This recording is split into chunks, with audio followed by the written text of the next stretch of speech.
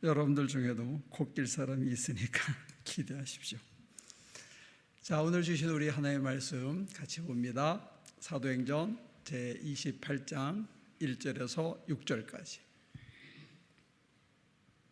우리가 안전하게 목숨을 구한 뒤에야 비로소 그곳이 몰타 섬이라는 것을 알았다.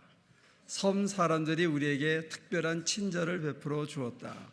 비가 내린 뒤라서 날씨가 추웠으므로 그들은 불을 피워서 우리를 맞아 주었다. 바울이 나뭇가지를 하나름 모아다가 불에 넣으니 뜨거운 기운 때문에 독사가 한 마리 튀어나와서 바울의 손에 달라붙었다. 섬 사람들이 그 뱀이 바울의 손에 매달려 있는 것을 보고 이 사람은 틀림없이 살인자이다. 바다에서는 살아남았지만 정의의 여신이 그를 그대로 살려두지 않는다고 서로 말하였다. 그런데 바울은 그 뱀을 불 속에 떨어버리고 아무런 해도 입지 않았다. 섬 사람들은 그가 살이 부어오르거나 당장 쓰러져 죽으려니 하고 생각하면서 기다렸다. 그런데 오랫동안 기다려도 그에게 아무런 이상이 생기지 않자 그들은 생각을 바꾸어서 그를 신이라고 하였다. 구사일생으로 살았는데 독사에 물려서 죽으면 참 재수없는 거겠죠. 이런 얘기들, 바울에 관한 이런 얘기들을 쭉 기록해 이제 마침내 우리가 사도행전 제 마지막 장에 왔습니다. 사도행전이라는 것은 사도들이 어떤 행동을 했는지를 기록한 기록, 이런 게 이제 액트라고 영어로는 되어 있는데 Book of Act입니다.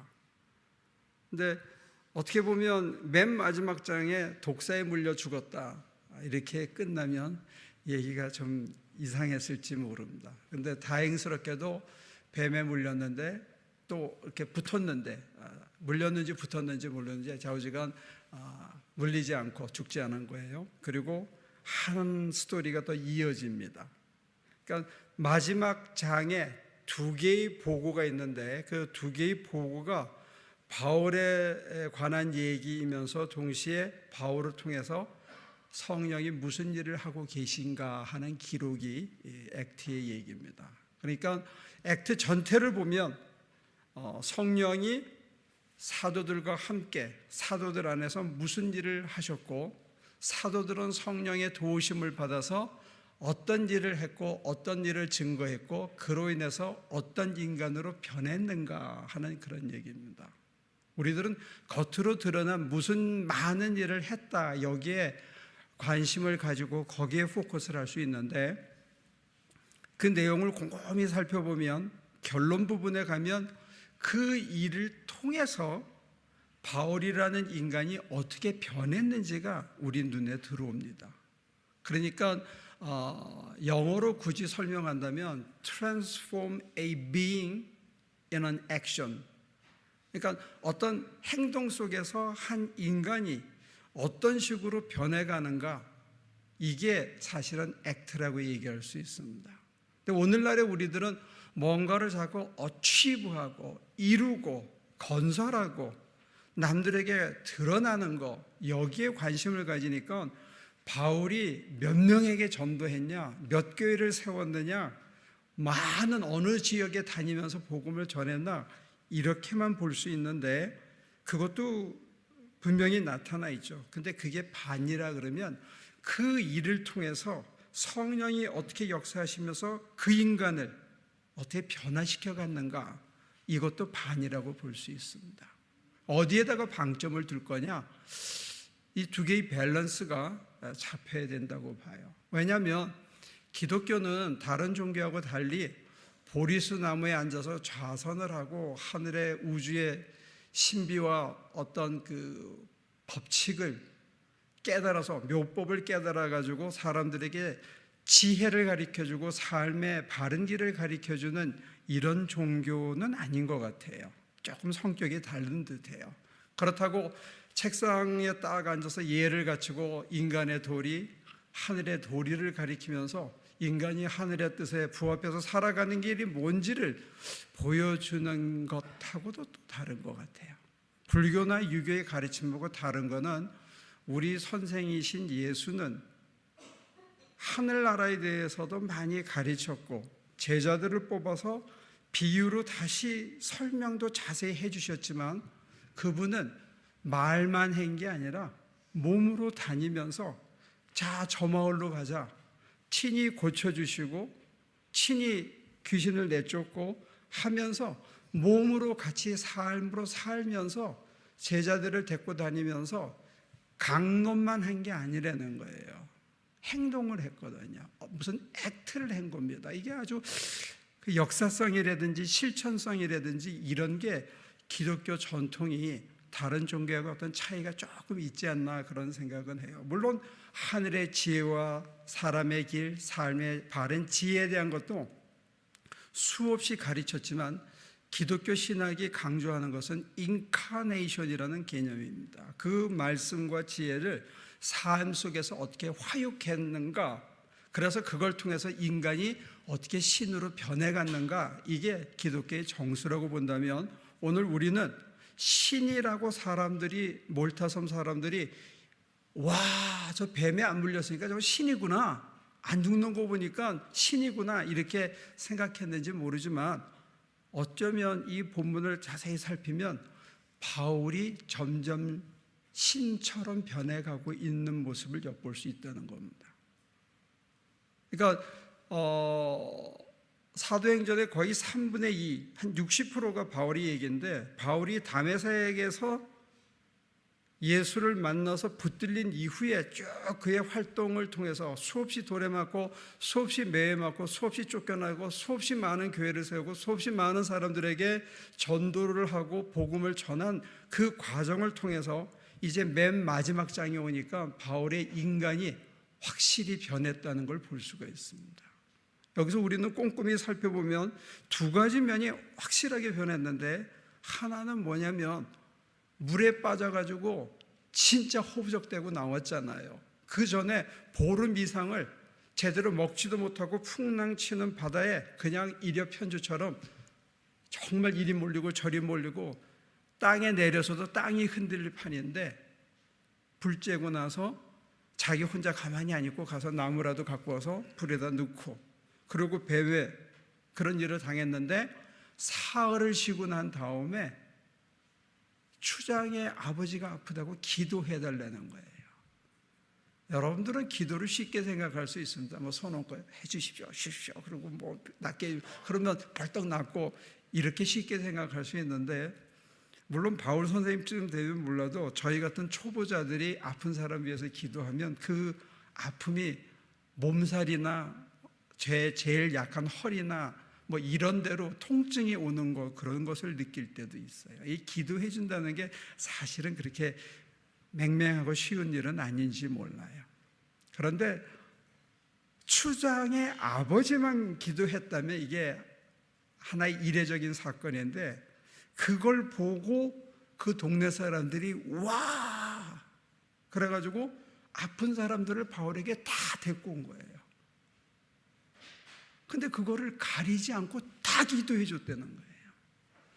물에 빠져가지고 죽다가 살아나서 탈진했는데 소위 말하는 무슨 신드롬에 빠질 수도 있고 트라우마 때문에 사는 게 두렵고 막 무섭고 자다가 잠꼬대를 하고 이럴 수도 있는 판인데 그런 거 없이 성령이 감동을 주고 사람들이 요청을 하니까 그걸 다 일일이 찾아다니면서 그걸 기도해주고 고쳐주고 쉬지 않았다는 거예요.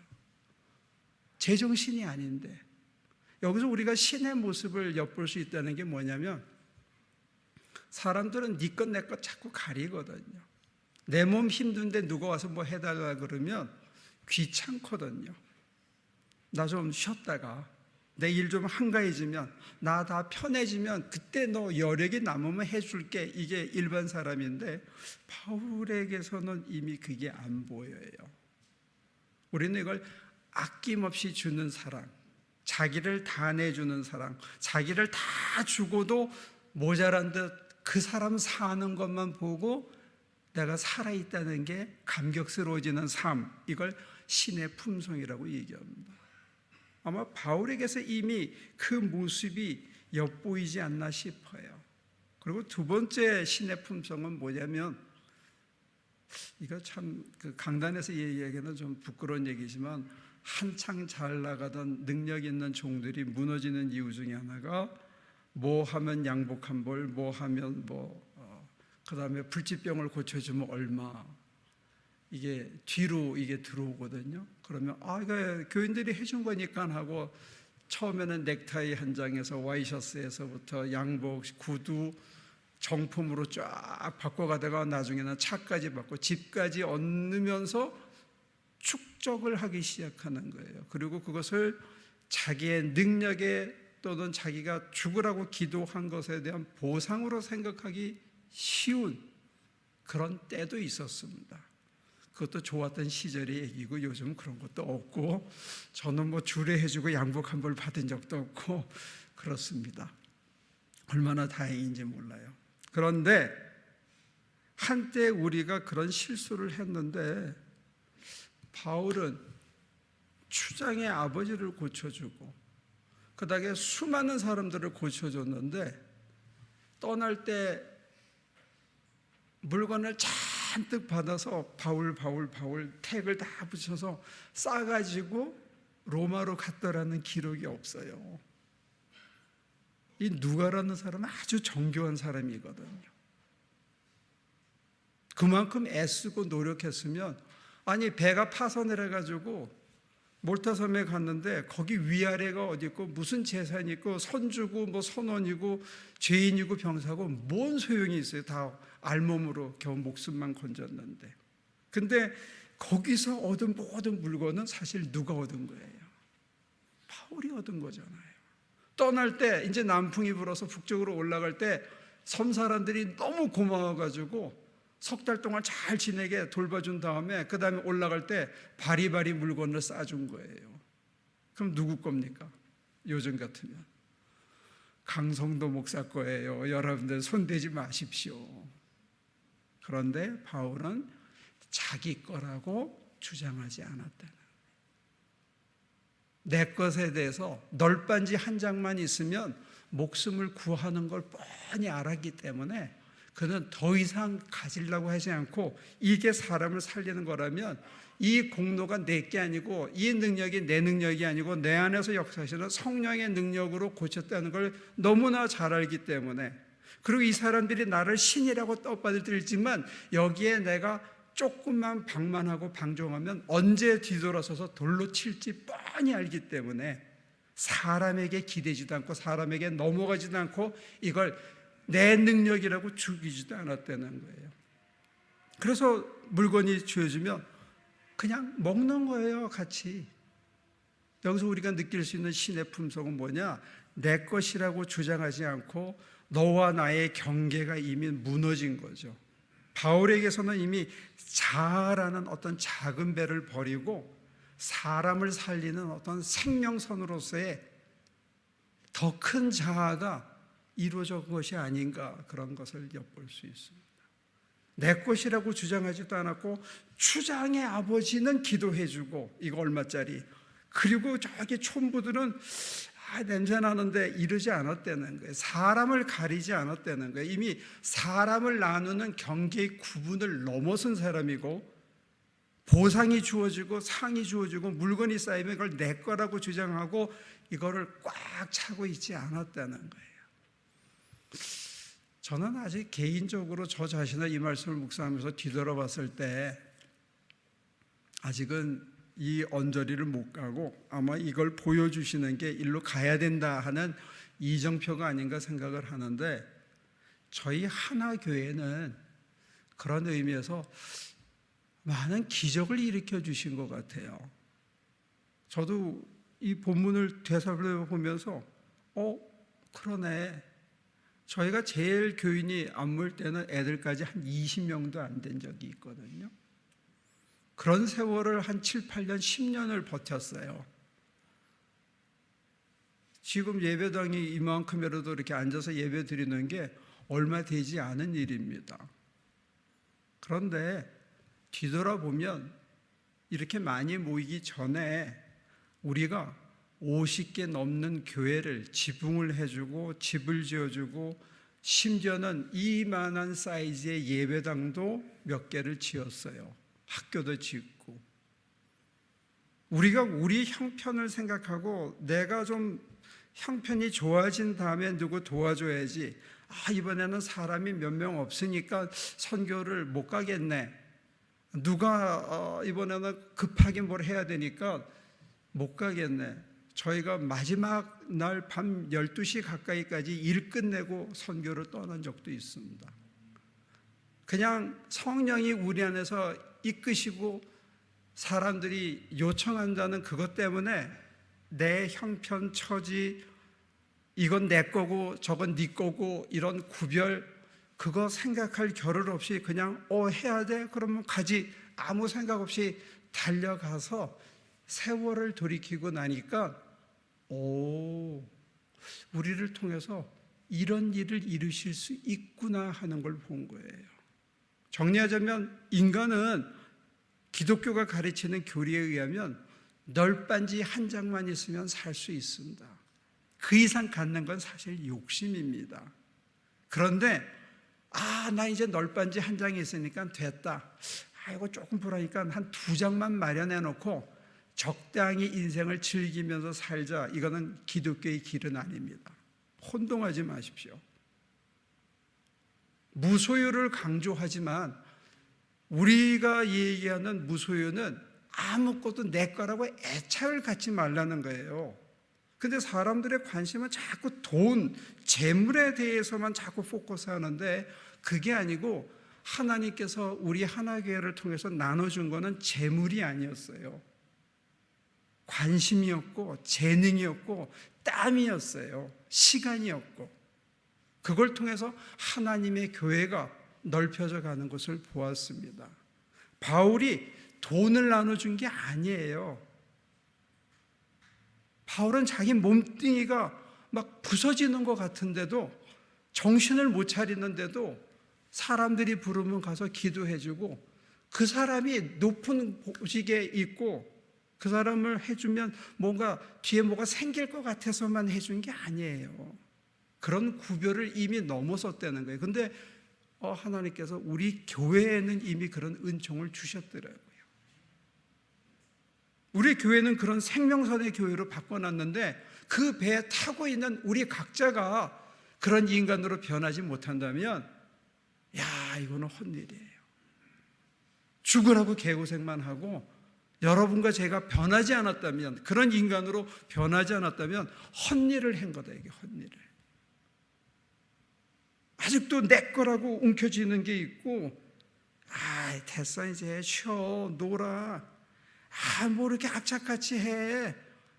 남을 위해서 해줘봐야 그거 뭐 하겠어. 이 달콤한 말에 넘어지거나 좀 쉬었다 하지 뭐 나중에 하지 이러다가 나태해지기 시작하면 찾아오는 병이 있는데 그게 권태입니다. 굉장히 무서운 병입니다. 인생이 무료해지고 권태해지기 시작하면 인간은 나쁜 짓을 찾게 되어 있습니다. 뭔가라도 해야 되니까. 사느냐 죽느냐의 경계선상이 내가 정말로 나 하나 널빤지 하나 만드는 것 그 이상의 뭔가 선한 재능 기부를 하고 선한 일을 하는데 남을 살리는데 내 시간과 재능과 노력을 마음껏 내 자유껏 능력을 발휘하지 않으면 인간에게 금방 찾아오는 게 뭐냐면 유혹이에요. 방만이라는 유혹하고 권태라는 유혹이 찾아옵니다. 중세에서는 이게 7가지 죄악 중에 하나였어요. 유대인들은 제일 두려워하는 게 방만입니다. 유대의 지도자들이 뭐라 그러냐? 3000년 동안 자기들이 핍박을 받을 때는 종교를 지킬 수가 있었고 순수한 신앙으로 야훼를 섬길 수가 있었는데 가장 어려운 때가 언제냐? 미국에 와서 제일 어렵다는 거예요. 2세, 3세, 4세들이 시나고그를 안 다닌다는 거예요.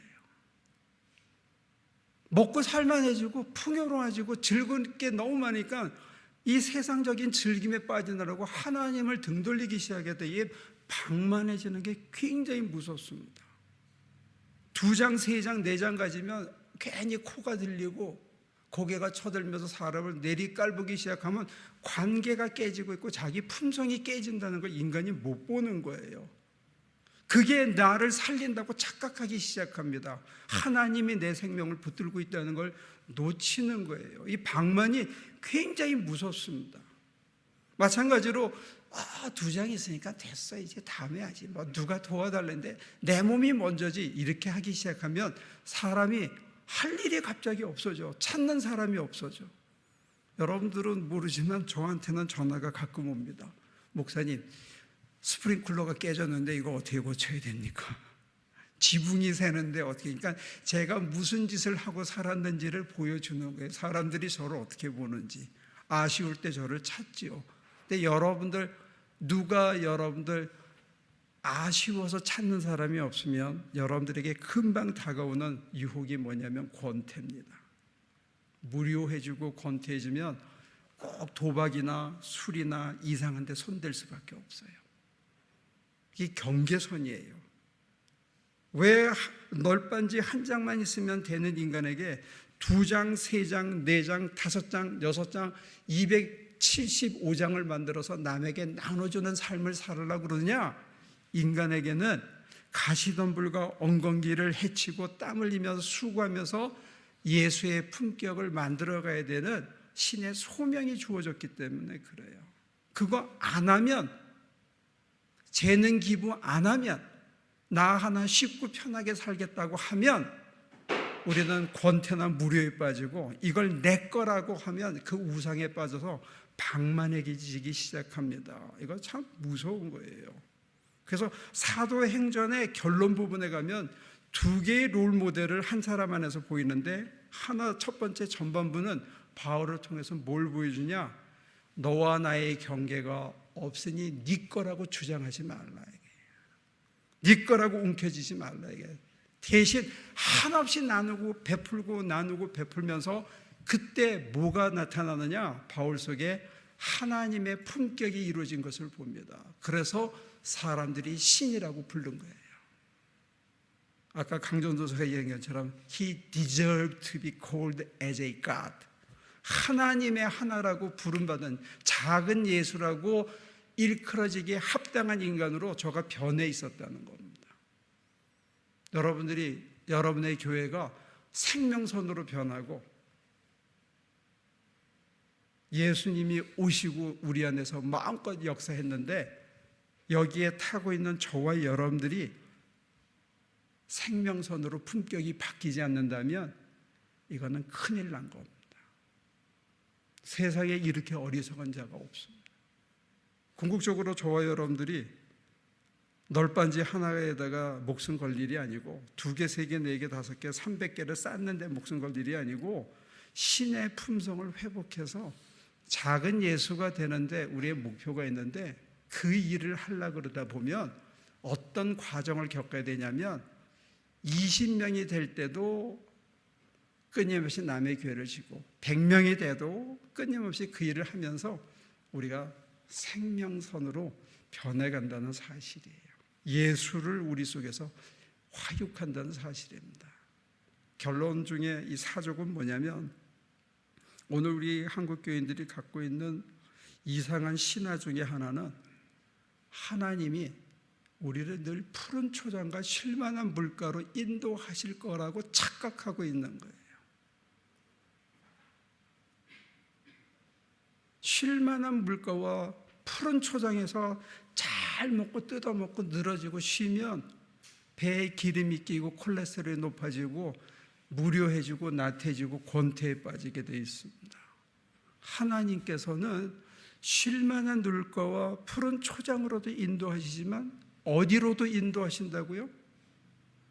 사망의 음침한 골짜기와 원수의 목전에도 끌고 가시는 거예요. 왜 거기는 안 따라가려고 그래요?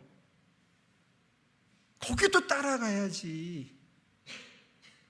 우리 안에서 역사하시는, 행동하시는 성령이 우리를 푸른 초장과 쉴만한 물가로 인도하시면 거기도 따라가고, 원수의 목전으로 사망의 음침한 골짜기로 아이고 죽겠네 하더라도 또 거기도 가보면 거기서 에스겔 골짜기에서 마른 뼈다귀를 솟행케 하는 기적과 원수의 목전에서 오히려 상을 베푸는 놀라운 기적 속에서 하나님의 살아계심을 만나고 하나님께 더 의지하는 삶을 하면서 하늘의 길이 맞는 길이구나, 하늘의 길만이 우리를 살리는구나 하는 걸 확정할 수 있는 곳은 어디예요?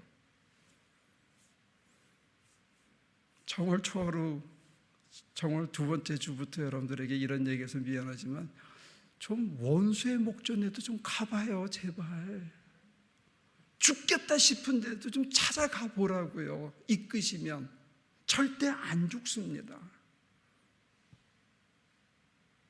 그래서 하나님이 살아계시고 하나님이 살아계셔서 주신 능력이기 때문에 겸손하게 다 나눠줘도 아깝지 않으니까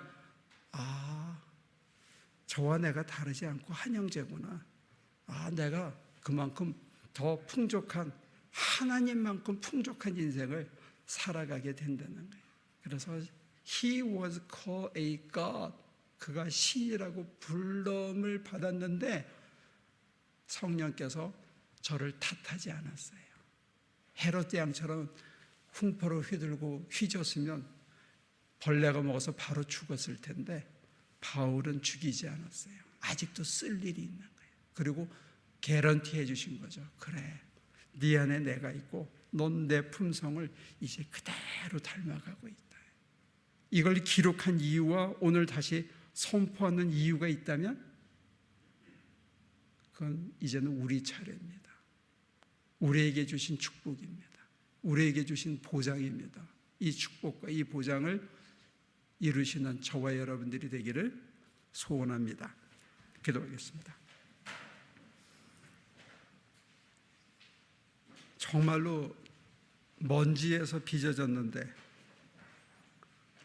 생기를 불어넣어 주시고 사람을 만들어 주셨는데 살아있는 영이 되게 했는데 또 그것도 모자라 하나님의 아들이 친히 와서 생명의 빛이 되어 우리 안에 거하시는데 우리들은 그 빛이 인도하는 삶보다는 여전히 이 땅에 질척거리면서 땀냄새 풍기면서 코를 간지럽히는 작은 향수와 향기에 너그릴고 달콤한 재미에 마음을 빼앗기고 기름진 풍요에 우리의 미각을 잃어버릴 때가 많이 있습니다. 왜 이렇게 힘들게 이끌어 가시나 할 때 우리 안에서 역사하시는 살아계신 하나님을 만나게 하고 하나님의 품성과 하나님의 마음과 하나님의 방식을 함께 가시면서 일러주시는 것 우리 안에 색이라고 우리로 신이라 부르시기 위하여 하나님께서 하나님의 씨앗을 심어놓고 그것을 기름과 물로 피로 키우셔서 하나님의 나무가 우리 속에서 이루어지도록 지금도 기도하시고 함께 하시고 이끌어 가심을 느낍니다. 이끄시는 대로 따라가는 저희 모두가 되도록 풍성한 열매를 맺는 저희들 되도록 다 죽어도 아깝지 않은 사람이 될 수 있도록 우리를 도와주옵소서. 예수님의 이름으로 기도합니다.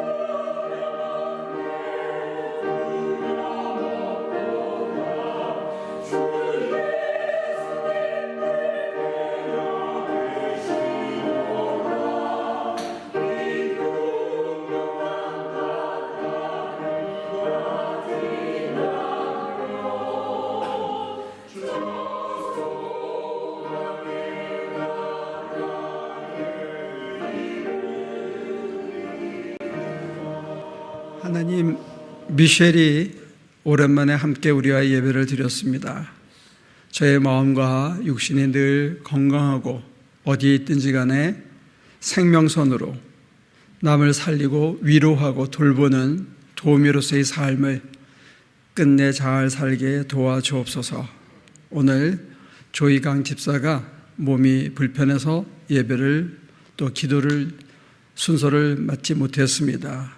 주님 이뻐하시고 저의 영과 육이 강건해져서 삶의 자리에서 하나님을 기쁘게 하고 사람들을 위로하고 소망을 주는 굳건한 삶을 잘 살아내게 도와주옵소서. 또 우리 명언이와 다임이가 너무 새로운 일에 지쳐서 아마 이 시간에도 자고 있을지 모릅니다. 하나님, 영과 육을 강건케 하고 믿음을 새롭게 하여 저가 하고 있는 모든 일 속에 하나님의 살아계심을 드러내고 사람을 돕고 힘을 주어서 정말로 믿음의 본이 되는 삶을 잘 사는 청년들이 될 수 있게 도와주옵소서. 우리 하나교회 모든 식구들이 아직은 연약하고 또 세상 살면서 나 하나 살기에 바쁘게 살아왔던 거기에 익숙해 있는데 이제 눈을 열고 가슴을 찢어 나 하나만 사는 게 아니라 우리 안에 어마어마한 능력을 심어주셨다는 것, 쓸수록 더 커진다는 것, 또 돈이나 재물만이 아니라 우리의 웃음도, 또 우리의 뜨거운 열정도, 우리의 소망도, 우리의 믿음도, 우리의 재능도 아낌없이 나눠서 275명도 살리고 300명도 살리고 다른 사람들에게 소망이 되는 생명선이 될 수 있도록 우리 한 사람 한 사람을 더욱 온전케 하고 그 일 속에서 예수님의 모습을 화육하는 놀라운 축복이 있게 도와주옵소서. 이제는 성부, 성자, 성령 삼일체 하나님의 크신 사랑과 힘주심이 하나님을 다시 화육하기 위하여 지금도 우리 안에서 역사하시고 우리가 생명을 다하고 당신 앞에 부름을 받은 그날까지 늘 함께 하셔서 당신의 선하신 뜻을 이루어 주시기를 예수. 감사해요. 깨닫지 못했었는데 내가 얼마나 소중한 존재라는 걸 태초부터 지금까지 하나님의 사랑은 항상 날 향하고 있었다는 걸 고마워요.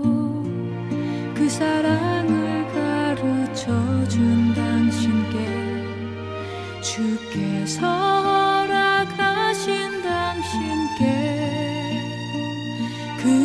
그리스도의 사랑으로 더욱 섬기며 이제 나도 세상에 전하리라.